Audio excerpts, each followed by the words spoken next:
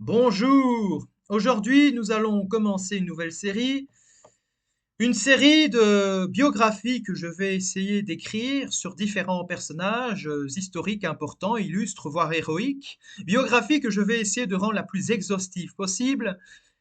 Et parce que je considère qu'aujourd'hui, les gens manquent de repères, de modèles, et que notre société en est privée.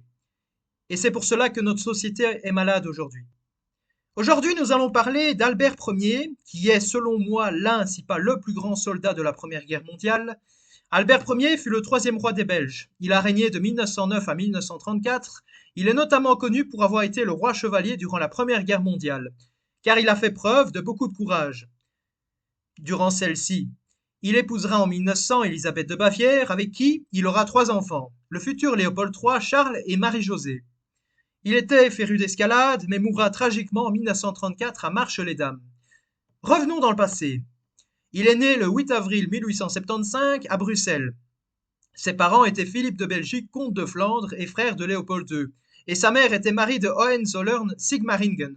Pourtant, rien ne le destinait à devenir roi. Il n'était que le quatrième dans l'ordre de succession, mais une succession de tragiques événements conduisant à la mort de tous les prétendants au trône à part lui, cela lui permettra d'accéder plus tard à celui-ci. Il a fait ses études à l'école militaire de Bruxelles et à l'âge de 16 ans, il devint déjà lieutenant. C'était une personne qui était très curieuse et qui s'intéressa à beaucoup de sujets, et notamment aux progrès techniques de son époque. Il prend aussi une part active en politique et devint même membre du Sénat, où il faisait des enquêtes dans les milieux sociaux. Étant donné qu'en 1907, il est le seul prétendant au trône, il se fait initier par le roi Léopold II aux affaires du royaume. Mais il va pourtant vivement critiquer l'exploitation du Congo et a promis aussi des réformes pour améliorer la condition des Congolais. Avant son initiation, il s'était déjà bien fait remarquer en ayant fondé l'institution IPIS en 1906. Celle-ci recueillait les orphelins de pêcheurs. En 1909, lors de son discours inaugural, il a notamment expliqué qu'il allait faire des réformes, notamment au niveau de l'armée, et notamment aussi dans le milieu social, car il considérait que s'il y a des progrès dans le milieu social, il y a aussi des progrès dans l'instruction. Et vice-versa aussi, puisque si il y a un progrès dans l'instruction, il peut aussi avoir un progrès dans le social. Durant son règne, il va faire face à de très nombreux défis, comme par exemple en 1912, il y a eu une élection avec les socialistes et les libéraux qui se sont unis contre les catholiques, ils ont fait une coalition, et les catholiques ont quand même remporté l'élection. Ce qui va avoir pour conséquence la formation d'un mouvement pour l'indépendance wallonne, fragmentant encore plus le pays, car le Parti catholique considérait que le français pourrait propager les idées de la Révolution française dans les milieux flamands, alors que leurs adversaires pensaient qu'il faudrait traduire les ouvrages du français au néerlandais, notamment pour leur permettre d'avoir accès à un large éventail d'ouvrages littéraires ou scientifiques. D'un autre côté, lorsque la Belgique sera envahie presque complètement par les troupes allemandes, il y aura aussi la Flammenpolitik, ou en français la politique flamande. Cette politique va avoir pour conséquence l'accentuation du nationalisme flamand. En 1916, le flamand devient l'une des langues officielles de la Belgique. Les Allemands profitèrent des querelles qu'il existait entre les Flamands et les Wallons pour mieux dominer le pays. Le chancelier allemand de l'époque va même jusqu'à créer en 1917 deux régions administratives, l'une la Wallonie avec comme capitale Namur et la Flandre avec comme capitale Bruxelles.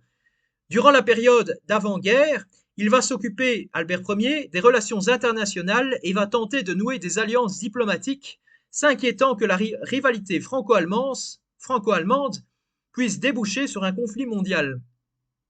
En 1913, peu de temps avant la Première Guerre mondiale, il rendit le service militaire obligatoire pour tous les hommes. En 1914, la Belgique reçut un ultimatum de l'armée allemande lui demandant de laisser passer les troupes de l'Empire allemand par ses frontières. Celui-ci refusa, prétextant que les mêmes Prussiens qui ont pourtant garanti son indépendance en 1839, aujourd'hui ne veulent plus de sa neutralité.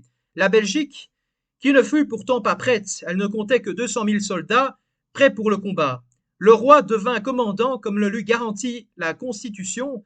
Par la suite, lorsque la guerre commença le 4 août, le roi aurait dit ceci: si l'étranger, au mépris de la neutralité dont nous avons toujours scrupuleusement observé les exigences, viole le territoire, il trouvera tous les Belges groupés autour du souverain qui ne trahira jamais son serment constitutionnel et du gouvernement investi de la confiance absolue de la nation tout entière.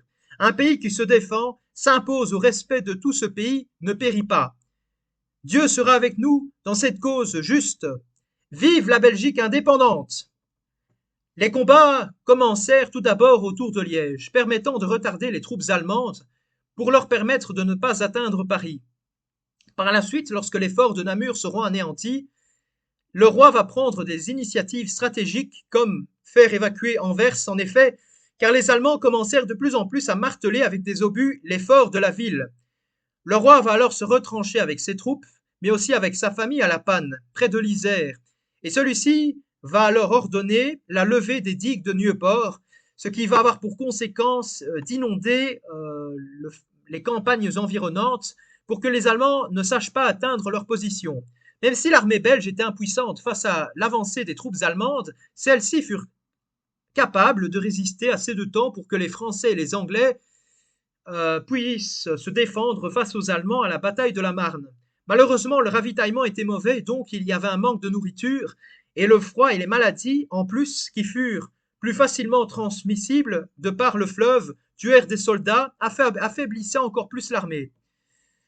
Il y a notamment, à la fin de la guerre, une bataille qui va être cruciale dans la reconquête de la Belgique.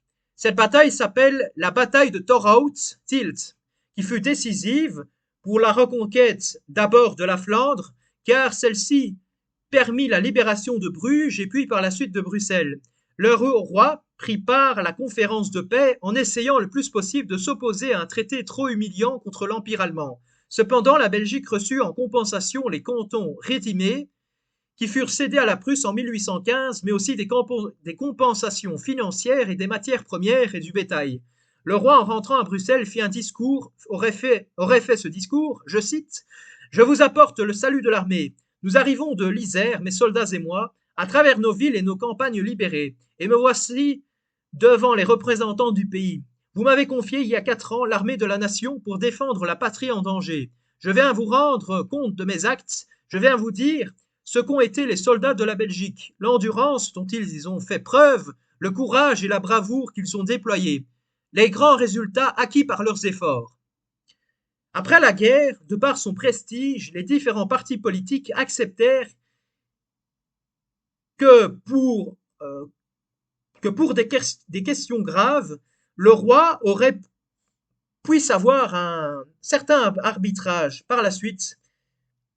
Par la suite, notamment, la Belgique va conclure des traités commerciaux avec l'étranger et va aussi permettre le suffrage universel. Par la suite, au niveau linguistique, en 1932, le bilinguisme va être reconnu et au niveau du travail, l'on va passer à une journée de 8 heures de travail pour 48 en une semaine. Car oui, à l'époque, la majorité des gens travaillaient 6 jours par semaine. Le roi Albert Ier va moderniser le port d'Anvers et va permettre la construction du canal portant le nom du roi Albert. Étant donné que nous sommes dans une monarchie parlementaire, la place du Premier ministre est importante.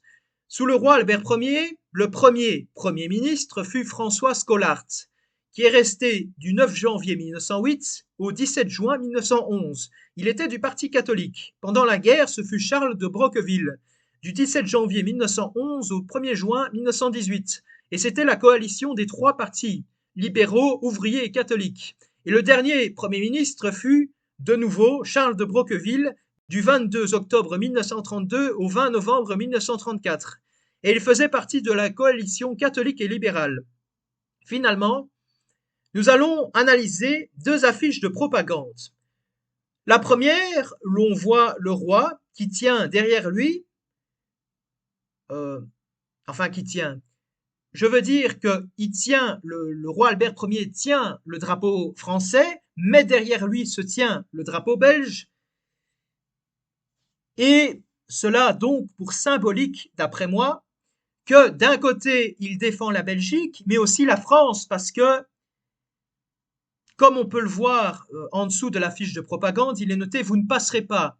qui est une phrase beaucoup utilisée notamment durant la Première Guerre mondiale en France, mais c'est aussi parce que le roi, avec ses troupes, ralentit les troupes allemandes et donc qui permet en fait à la France de pouvoir toujours se réorganiser pour qu'elle ne déferle pas sur la France.